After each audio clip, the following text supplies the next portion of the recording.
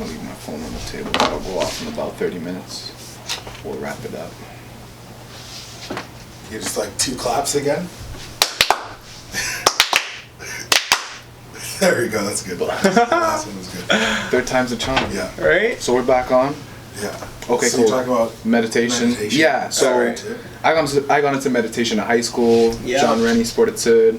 Jamal's uncle was our psych coach, and he introduced the concept of meditation. I fell off of it in CEGEP though because I didn't necessarily understand what it was and what it was That's doing so for key me. for Exactly. anything. I was just doing it because I Yeah. was in the program. You know, I was in the system. It was part of what we were doing as athletes at the time.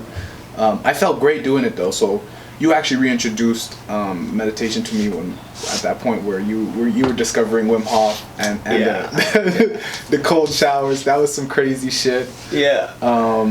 Yeah, because I remember our hot water tank wasn't working for a while there in London, and we only had cold water for the longest time. So I was taking showers in the cold water, and that's when you introduced Wim Hof to me and his breathing exercises and how to tap into the autonomic nervous system using your breath and how the cold kind of forces us into an environment of stress, I guess, or perceived stress 100%. anyway. Cold right? is definitely perceived by the body as a stress. Exactly. So I preach, I eat, sleep, breathe, die meditation. Like my wife and my mom is hilarious. Like anytime they're talking about any issues they're having, you know, my mom and my wife, they always make the joke like, oh, just meditate. You know?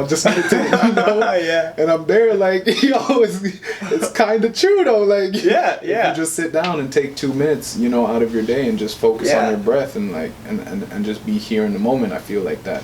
At the end of that 2 minutes or the 5 minutes or the 20 minutes or the hour, you come out of that and it's like you almost answering your own questions. Exactly. You know what I'm trying to say? And I feel like meditation is such a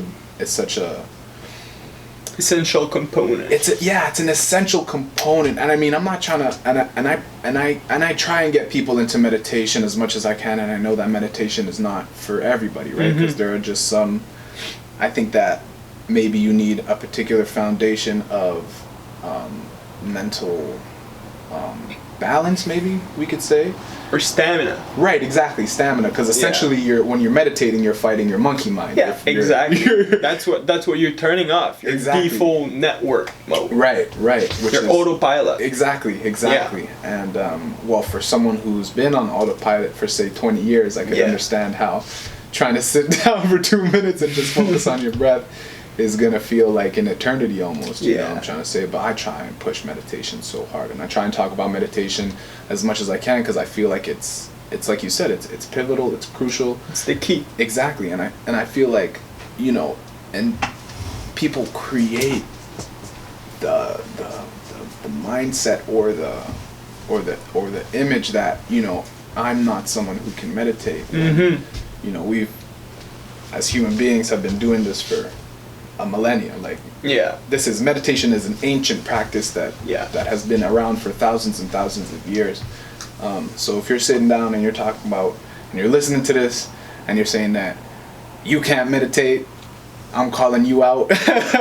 You can come in, we can sit down, we can meditate, but it's just, I feel like mentally, you know, and for the mental and the emotional aspects of life, I really think that meditation is something that a lot of people should become more aware of. Maybe try out, find a meditation that works for you, because obviously there's different kinds. There's mindfulness, there's visual meditation, there's, you know, the tasting meditation and the smelling meditation and hearing meditation. So there's an array of different types of meditations that you can, you know, find, practice, play with, tinker with. Yoga is a good way to kind of get into that too, because it's movement, a little bit more physical. Like, movement meditation. But I just want to bring that point up because I think meditation is becoming a little bit more heard of in Western society because it's an Eastern practice, right? I think it's getting a lot more attention, you know, in the mainstream kind of realm of things, and a lot of people fear it though at the same time too, right? Like they think that you have to be like some, you know, southeastern guru Yeah. monk type character to kind of take up the habit. Yeah. Which isn't the case, right? Because Mm-hmm. I mean, you have people like you and me who partake in the practice on a regular basis, and you know, I'm not necessarily a beginner, but I ain't no guru either. You know what I'm trying to say? So I think that one thing that's important to understand about meditation is that there is no right or wrong way to do it. yes, exactly. You just gotta sit down and do it. Right. And consistency is everything. Yeah, exactly. You know? So, you know, for someone who never tried it or experienced it, focusing solely on your breath like might seems like pretty difficult or impossible even, but like the more you do it, the better you get at it. Exactly. And the more you're gonna start seeing the, you know, like in certain situation that you know you would have reacted in a certain way, now you're gonna be able to kind of take a step back and like Create space. Create space, exactly. Between yourself and the emotions that you're feeling or the Exactly. situation that you're going through, right? Yeah, rather than responding solely based on emotional triggers, Right. which can also be related to their stress, right? Exactly. A lot of people just react in certain ways Yeah. just because they're too stressed and they Right. don't even think, they just, Right, exactly. You know? They're just turning up. yeah. And another way I look at meditation is like, it's a way to like clean up your head, Right, clean up your exactly. environment, Yeah. your internal environment. Yeah, that's a great point. So like, you know, when you're, personally when my room is like all messy and stuff, like I need to put like space, like, you know, Tidy clean up. up, Yeah. put things everything, away. and like when I meditate, ultimately that's kind of how I see it. Right. You know, like all my thoughts, I'm putting them in like in certain like Yeah. drawers and Yeah. stuff, and afterwards they're like, They're when a organized. stressful situation happens, I'm not bombarded with a bunch of different thoughts. I know that like I kind of place all my Right. my thoughts in some places, and then when the situation occurs, then I can react Yeah. Accordingly. accordingly and off my my natural state of being, Right. rather than being on autopilot Exactly. or the default network mode. Right.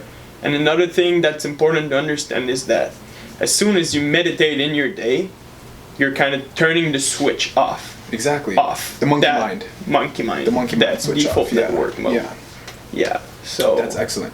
I really like how you correlated that, how meditation helps kind of tidy up the mind, which is a great image. So think of the brain as almost like a house, let's say. And so Yeah. you have different rooms that have different, you know, responsibilities. Like you're not necessarily sitting down on the couch in the kitchen watching TV, you know, you're cooking. yeah. You're doing your meal prep or whatever the case might be, and then you're not necessarily sleeping on the bathroom floor. You know, you're supposed to sleep in your room, in the bed and whatnot. So meditation, like you said, does a great way of making sure that mental home is nice and tidied, cleaned Exactly. up. You're vacuuming, you're sweeping, you're mopping, you're putting things away where Yeah. they need to be put, and you're keeping things kind of like clean and tidy. And so whenever you step into your home, it's not like, oh my God. Yeah. A tornado just came through the house. It's more so like peaceful, tranquil. You're at ease, and I like how you said that. The more that you practice meditation, the more sittings that you do, the better you get. Because I think people have to realize that the brain is a muscle.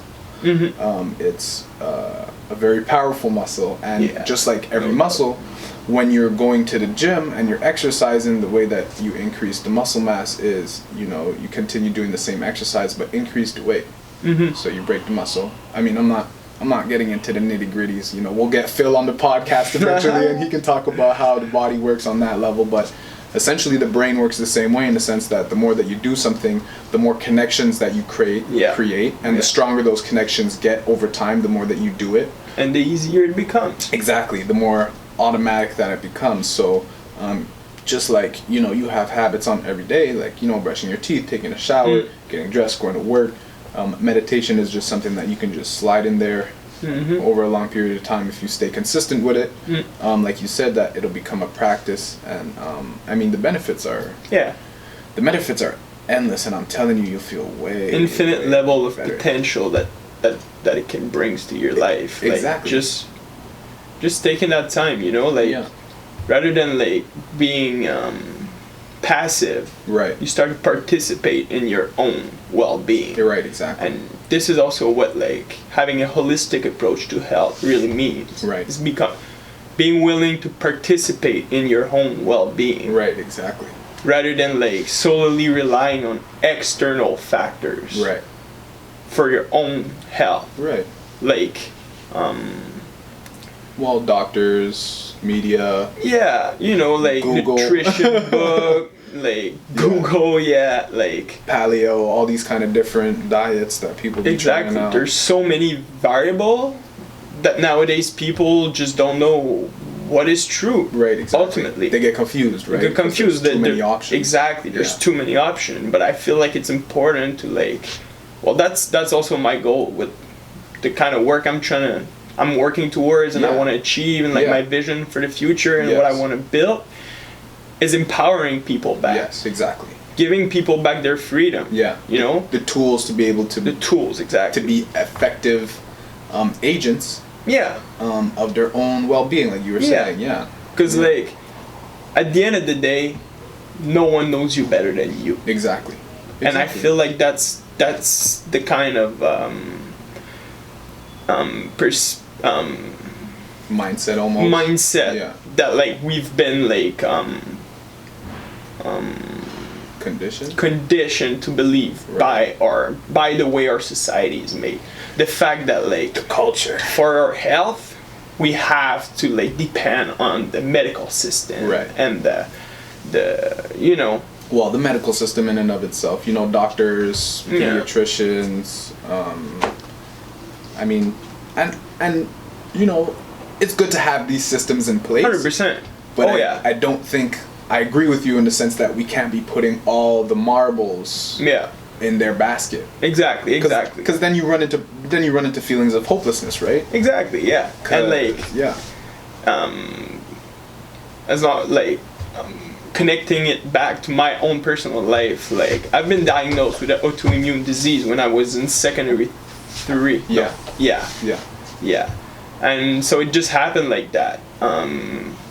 And then how it happened, I was playing football, got a helmet to the thigh, started internally bleeding, went to the hospital, passed some tests, everything, and then I got diagnosed with this autoimmune disease called ITP, which basically means that my immune system is overactive, right, creating like antibodies against my own platelets. Right. So basically, I'm like over destructing myself right, exactly. on a Cellular level. on a cellular yeah, level. yeah, And like they were telling me that they didn't know how it happened, and they don't know how to solve it. right. And, of like I was course. kind of like, it was like a random phenomenon, like an anomaly. yeah, exactly. Or like genetics, right? Some people, it's like, oh, Yeah. like it's genetics, like it just happens, kind of thing. It's part of who you are. Right? Yeah, exactly. So that really laid the foundation for the person I became today. Right. Exactly. Just the fact that it was constantly in my mind, like I can't like surrender to that and like Right. accept the fact that like I'm totally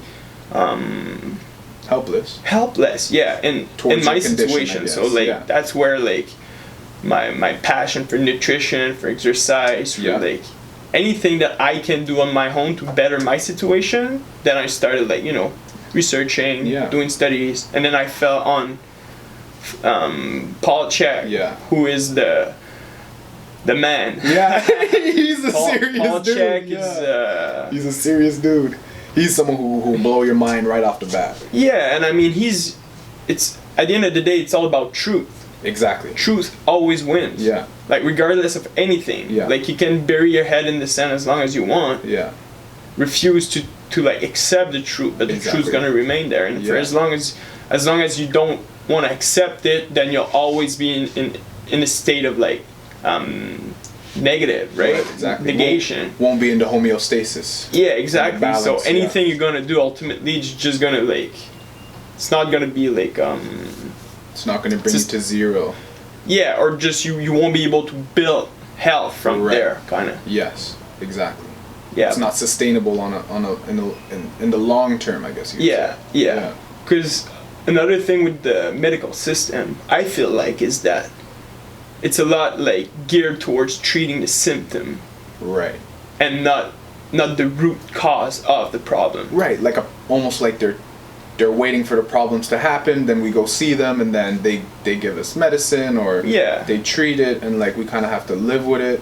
Yeah. Right, we get labeled Yeah. as something, and then but like you said, like we don't get to, like, what about preventing issues? Exactly, or from like ever really arising? understanding where those kind of problem, Right. disease, Yeah. or imbalance Right. stems from. Yeah. And Well, that's where you gotta go do the work. it was very fascinating when we were having a conversation earlier this year on that particular topic. Well, I mean, like the arrival or the creation of disease, I guess you could Mhm. say. And it was very fascinating for me to hear you put it in terms of, well, it's essentially just stagnation, Yeah. right? Yeah. There's a philosophy out there where there are things getting compressed or not being broken down enough. Digest. Yes, digested, nice, yeah. And so that's just building up, Yeah. and that goes back to the concept of, over a long period of time, people are just running into these issues. Well, I think that philosophy is kind of interesting, because now we're looking at things that are really just chilling for a very, very, very long time Mhm. and not getting taken care of. Yeah. Like according to like researchers, cancer itself is not something that happens overnight. No. Cancer is something that like That's can take up to 10 years before Exactly. manifesting Yes. itself. Yes. And like lifestyle, Yeah. diet choices, Yeah. lack of like movement, Right. sedentary lifestyle, Mhm. Yeah. Lack of sleep. lack of sleep, Yeah. uses of recreational drugs Right. when it's not from a balance perspective, Right. like exactly. Everything in moderation is what you're trying Exactly, to say, right? exactly. Yeah, exactly. So like too much alcohol or yeah, too much marijuana. not enough water. Water is Oh, like water, one of yeah. the main cause for Water is life. imbalances. Yeah. Get off the juice. Stop drinking Red Bull, Jay. But no, yeah. So like just the imbalance, and it was very interesting, and I agree with you, because I read it.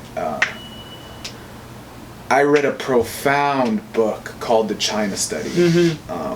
And if you're anyone who likes nutrition or is having problems with their nutrition and wants to kind of do some research, I encourage people to go pick up that book. It's called The China Study. And that book opened my eyes to the amount of meat Western societies are consuming and its long-term effects on the human body. So Yeah. essentially that book was outlining the fact that, too much animal protein, past a certain threshold over a long period of time is going to lead to some issues like cancer. So nutrition is also very important in Oh terms yeah, of it's crucial. our health, and I think that a lot of people are not aware, maybe, or are not taking their nutrition seriously, or I think the saddest part about it is maybe don't have the financial capabilities to be able to afford the highest quality fruits and vegetables, or even the meats itself, right? Yeah. To be able to feed the body properly and make sure that the whole organism is working in tip-top shape. So One thing that's important to keep in mind when looking at nutrition is that we are as different in the inside as we are in the outside. yes, So certain people do better with higher diets who are higher in protein right, exactly. in comparison to carbohydrates. It's Right. like protein and fat in comparison to Carbs, carbohydrates. Some yeah. other people do better on high level of carbohydrate compare. And some Exactly. people are just mixed type, we call them. Exactly. All Yeah. this is based off metabolic typing, finding your primal diet type, again from the Czech Institute. If Yeah. you want, if you're interested, either reach out to me. I mean, that's what I'm doing. But I think it's really important, and this stems from the fact that you don't feed a lion leaf.